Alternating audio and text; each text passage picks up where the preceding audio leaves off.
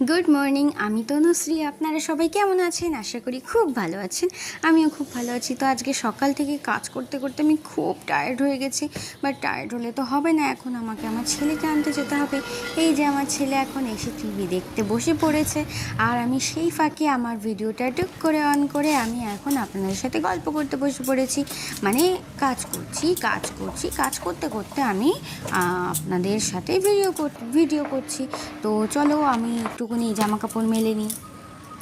তো কাজ করতে করতে আমি এখন ভাবছি একটা কথা, যে যারা আপনারা বলেন বা যারা ভাবেন যে বাড়িতে যারা আমরা বসে থাকি তাদের নাকি কোনো কাজ বাজ নেই, অ্যাকচুয়ালি ভুল। আমরা যারা বাড়িতে বসে থাকি তারা কিন্তু বাইরে যারা কাজ করে তাদের তুলনায় কিন্তু আমরা দ্বিগুণ কাজ করি, কিন্তু আমাদের কোনো ভ্যালুই নেই। দিন শেষে শুনতে হয় যে আমরা কি কাজ করলাম। জামা কাপড় মেলা কমপ্লিট। এবার একটা জিনিস দেখাচ্ছি, আমাদের গাছের আম দেখো। এটা কলমের গাছে আম ধরেছে, কি সুন্দর। তো চলো আজকের মতো এইটুকু, টাটা বাই বাই। এখন অনেক কাজ পড়ে আছে আমার, তাই জন্য বেশিক্ষণ আর কথা বলতে পারছি না।